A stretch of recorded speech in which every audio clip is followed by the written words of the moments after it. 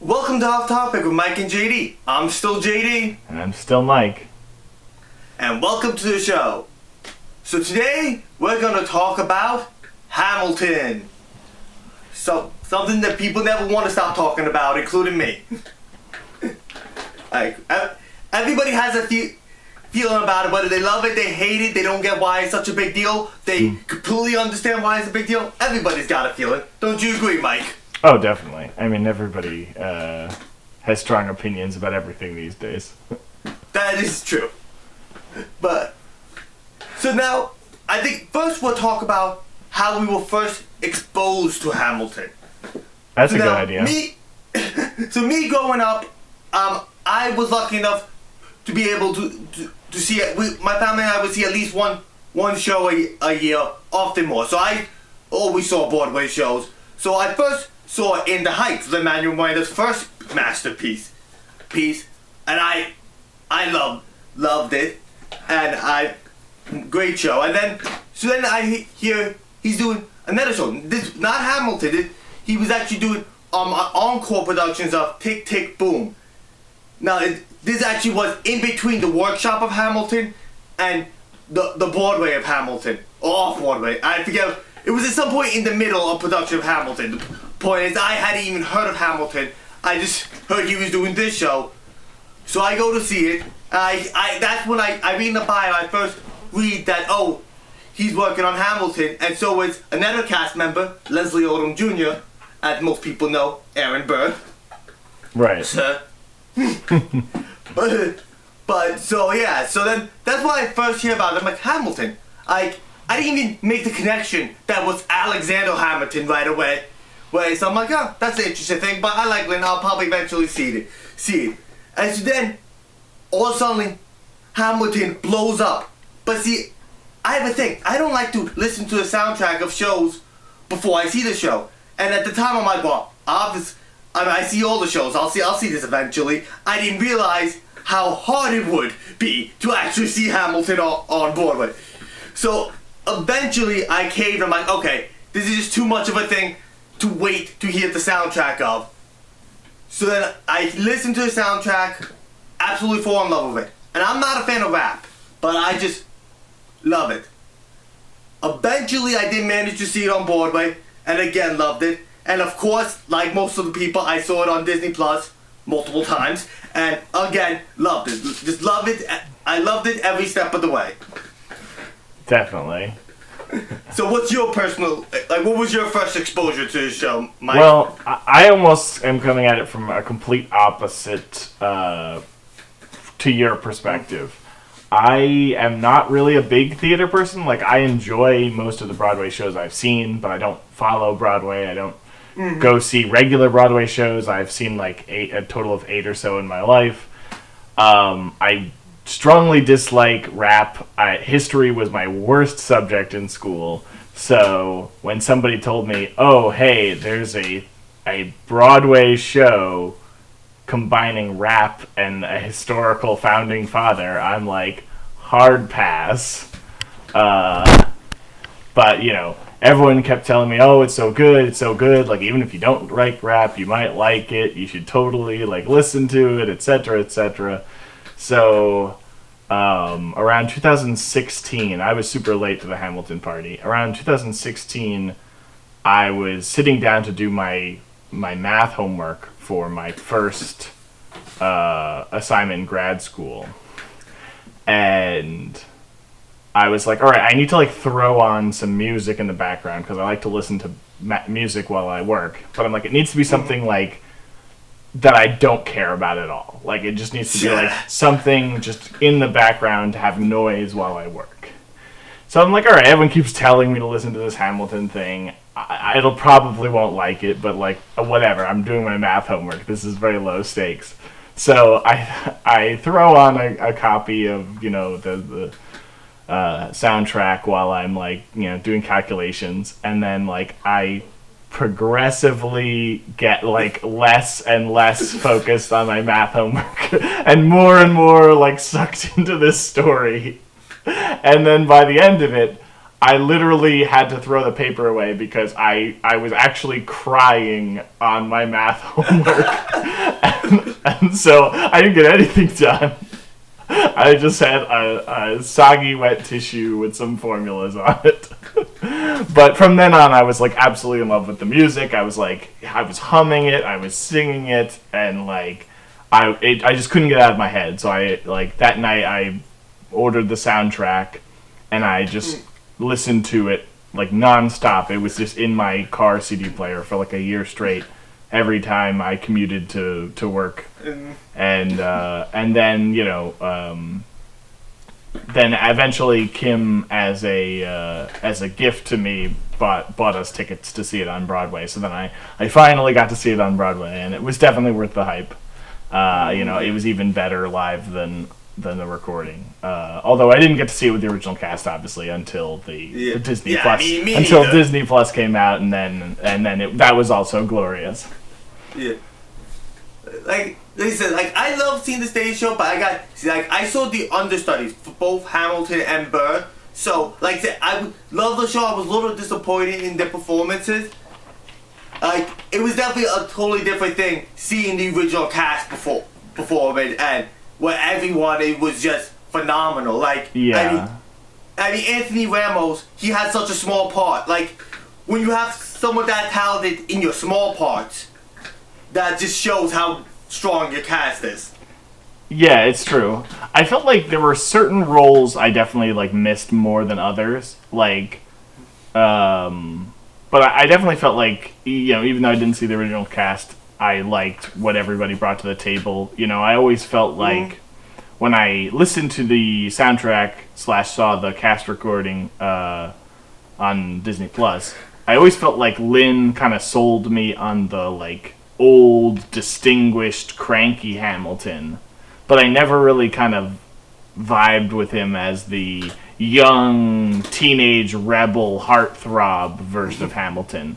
Whereas, so basically, you felt he did Act 2 better than Act 1. Right. His performance was amazing throughout, but I kind of it felt more real in Act 2. Whereas our understudy Eddie Lee was much younger, and I definitely got he sold me a lot more in Act 1 of like, oh yeah, this is like the heartthrob from high school who like everyone was in love with, and he like doesn't play by the rules. But then they put these like glasses on him in Act 2 and like powder his hair, and I'm like, you're definitely not like a 40-year-old like founding father.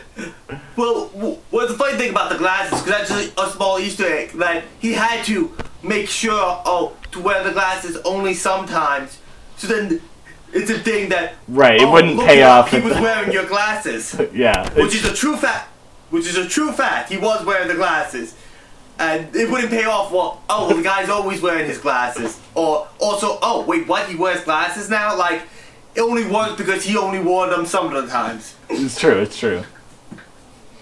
But yeah, and that's the thing. This, like, because I also read the book he wrote about it, where like it has all the music in it, and he breaks down all the dialogue and stuff. And it's like so many things that seem like a throwaway line have such deep meaning to it, that you don't even realize at the time. Yeah.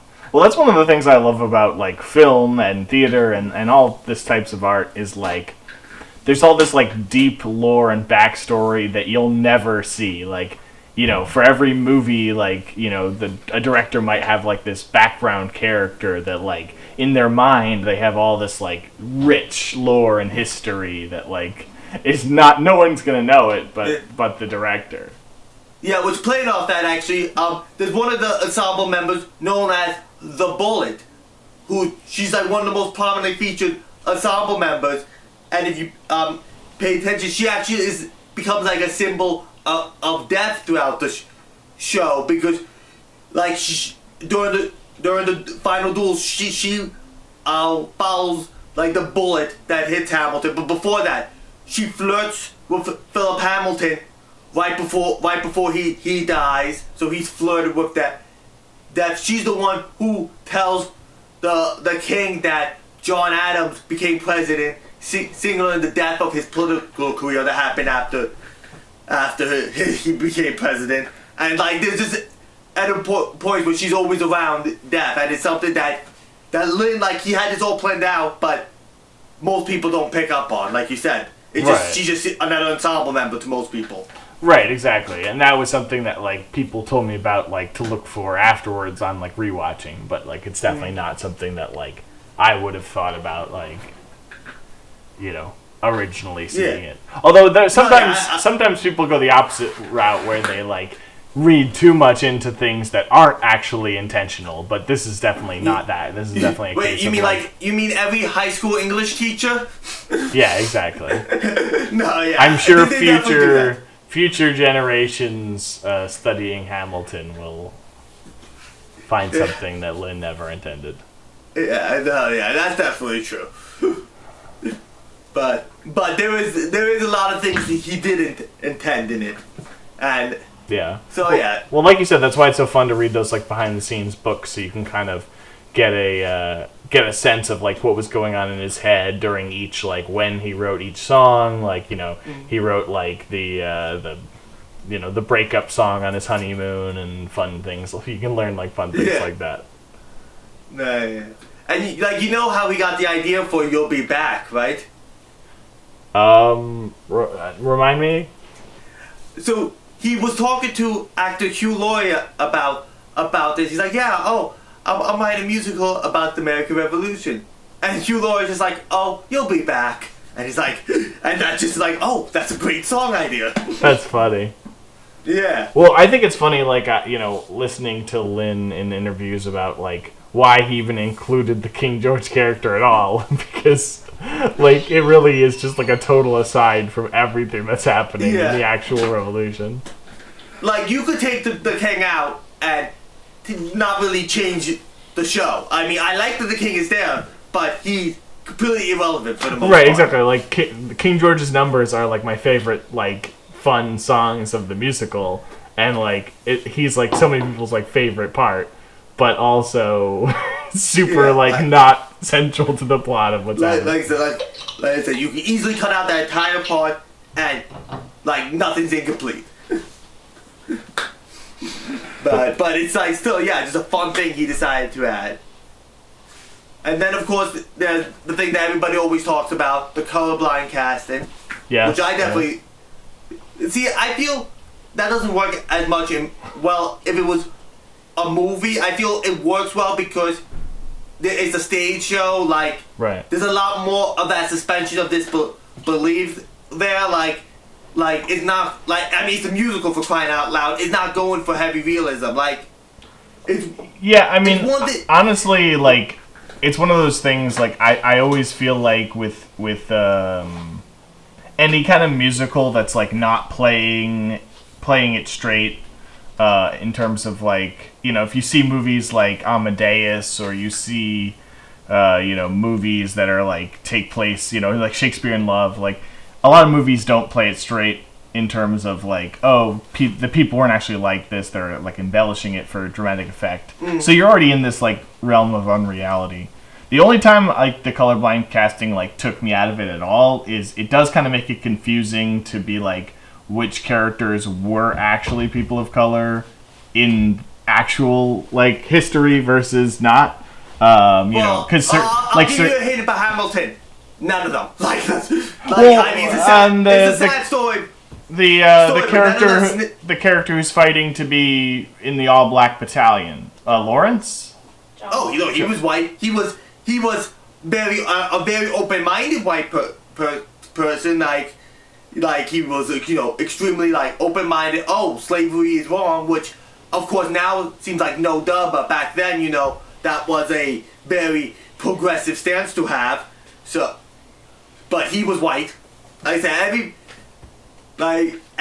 everybody in just about everybody there was white. I mean, Hamilton was an immigrant who was born in the Caribbean, but to white parents.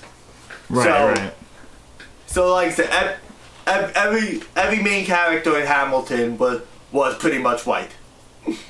Which it's just a sad fact about American history. But yeah, like it's nice to see people of all colors playing those parts, and I'm definitely, like I said, it works.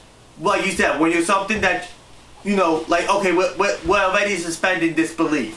this is not a realistic film to begin with, so it doesn't matter what race we are. Right. Yeah, I was talking with some friends about it, like when there were rumors of there just being a Hamilton movie, like not the recording, but just like an actual movie production of Hamilton, and like we're talking about, whether or not, if you were making a film of Hamilton, would you stick with the race-blind casting? And we all kind of agreed that it was sort of in the DNA of the show. Like, even if you were kind of going for a more, like, high production value, you would probably, keep that. Because it feels like it's quintessential to what Hamilton's about. I agree with you saying that. I just don't agree that an actual film version of Hamilton, like a movie of Hamilton, would actually work. I just don't think this could be translated well into film. I think you could 100% take it to film. I think like some of the elaborate battle sequences, like the Battle of Yorktown, like I feel like that could totally be like an action set piece, and like I don't know, I feel like you could definitely get like the Patriot, but also it's like got actual like good music in it, like I don't know. I mean, I don't think it's something we're ever getting, so, and even if we did get it, we're not going to get the original cast, so. Yeah, like I said, I mean, I could be proven wrong, but to me, it just feels like something that works as a stage piece. It doesn't work when you, especially, like, just the way it's designed. I just don't see how the genres would match, like I said, well, I feel like certain musicals make great movies. I just don't feel all of them. Like 1776 is like I absolutely love that musical, and like I feel like it works so well as a movie, and I could just totally picture like that, but Hamilton's score instead of 1776. But see, the big difference between 1776 and Hamilton's almost entirely sung through. 1776 is actually the musical with the biggest gap between song numbers, and that's a big reason. See, that's a big reason why I don't think it works so much. No, you would definitely have to rework it. I don't think you could do a straight adaptation with no changes. I think you would have to change it. I don't think you could do the whole like no stop like full sung, because that is a good point. Like Phantom of the Opera, for example, is another good one of like almost entirely sung, difficult to translate into a movie. But yes, you would definitely have to make some adaptation changes. But like I said, I don't think it's a big concern, because I don't think, especially now that the stage show is like we have the live recording, I don't think anyone's clamoring as much, Yeah. But we'll see how In the Heights does. Well, see, In the Heights, I feel that show, I thought from the start, that one is much easier to translate, because there's a lot of music, but there's also there's real dialogue in it, and like I said, it all takes place in the city, so that's like, it feels more like the liveliness of the city gives so much energy to it on its own. That one I always felt worked better as a movie. But like you said, yeah, we'll see. So now, though, speaking of the film stage version, it actually was nominated, for the Golden Globes, Best Musical Comedy, and Lin was nominated for Best Actor. But see, that's the big debate. Should it be eligible for it? I think like the Oscars are basically saying it's not going to be. What's your take, though? Should it be eligible for awards? I don't know. I lean towards no. I have this debate a lot with a lot of people, because I personally keep a film journal of every film, whether it be a Netflix original film or a TV film or a whatever film. Every film I ever watch, I record my thoughts on it and like who made it, what year was it made, what score would I give it. And, when I watch, like, live recorded concerts, like Coldplay and Owl City and various other concerts that I've seen that have, like, live filmed recordings of them, and I made the decision a long time ago to not count those as films. And I sort of put Hamilton in the same bucket. I know a lot of people would disagree with me. I think I could absolutely see the argument for it. It is a film. It is a recorded piece of media. It has like all the trappings of a film, but I feel like it has a lot to do with intention. You know, like when you're recording a concert, you're not recording it to be a film. You're recording it to sort of be a time capsule of this other live experience that not everyone can achieve. I feel like he sort of is transforming the piece of art by recording it. But like I said, I can totally see the argument the other way around. It also kind of feels like, you know, it is a piece of theater. You know, I feel like recording it doesn't like change it. You know, like those illegal like hand cams of like Wicked. You know, I still feel like that's just like a recording of a stage play. It's not, that doesn't make Wicked a movie now. But like I said, I'm not like that. That's for me. Like I wouldn't consider it a film. But I mean, you know, if you go to the Wikipedia page, it says 2020 film. So like a lot of, and it has a director, it has a cinematographer. So it definitely has a lot of. Was the director of the stage production though. See, I mostly agree with what you said. I think there's two categories. I feel though that it should be eligible. I'm not saying it should be nominated for them. I don't really know what the competition is like, but it should be eligible for cinematography and editing, because those were two things that they created for this specific thing. Like the show existed, the set existed, the acting existed, but you know what? There wasn't a cinematography for the stage production, and they still had to edit this all together between the camera shots and whatnot. Like I said, I'm not saying that. Right, you're not saying that you necessarily think it was that particularly that good that you should nominate it, but you're saying at least if it was on that level, it should be eligible. Exactly. And I actually totally agree with that. I think that's very well said, that, you know, the things that are original and unique to the filming of it should be eligible, and the things that kind of already existed in the stage play form. It's similar to, you know, there was a whole argument, you know, a couple years back about, like, Whiplash, and it was like, you know, oh, well, there's, like, source material, like, is this original, is this adapted, you know? Yeah, which, that one I felt, it was kind of original, because there was a short film that was really, well, that was just the concept, like, that was just the concept art. Right, exactly, but so, like, I feel like it falls into that same gray area of, like, you know, are we adapting this to be a film, or is this just like a thing that already exists that we're... Yeah, but like I said, they didn't really, like you would say, they didn't really adapt it. They just filmed it. They just straight filmed it, right. Exactly, which is why it should be eligible. But like I said, but the cinematography and editing, that wasn't there. They created that for this specific piece of art, so that definitely should be eligible. Right. Eligible. And like I said, I mean, I'm not sure if it's Oscar worthy, but the editing was very well edited, and the editing and cinematography was well put together between cutting through everything. I thought they did a great job of it. Like I said, not sure, maybe not Oscar worthy, but good job of it. And like I said, it should at least be eligible for it. Right, 100%. I think I don't think it, like the editing. I actually thought it was remarkably good for a stage recording. Like, I've seen other stage recordings, and it's just like a static shot, or like maybe one or two angles. This actually had like sweeping and panning shots, and like different. It did a lot of really unique things for a stage recording. But I think as a movie, I wouldn't say it's that on that level to be Oscar nominated. But I also think it should be eligible because, like you said, that is a thing that was created for this production. But I mean, you knew the Golden Globes were going to nominate it anyway because it's they're like the Golden Globes. I mean, also it's hard not to in a pandemic year. Like, I think in any other year, people would be more accepting of the idea that it's not being nominated for the Oscars. But you know, again, in my film journal, I generally say like, oh, what's my favorite movie that I've watched this year?